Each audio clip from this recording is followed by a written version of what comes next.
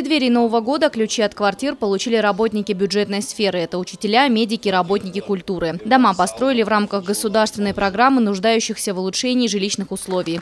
Квартиры здесь продавались на льготных условиях – 27 тысяч рублей за квадратный метр. Благодаря республиканскому финансированию люди могли воспользоваться финансовой поддержкой. Это 10% субсидирования от общей стоимости жилья. Квартиры полностью готовы к заселению, облагороженная и дворовая территория. Сегодня долгожданные квартиры получили 57 человек. Программа рассчитана до 2016 года. Уже в марте планируется сдать несколько домов.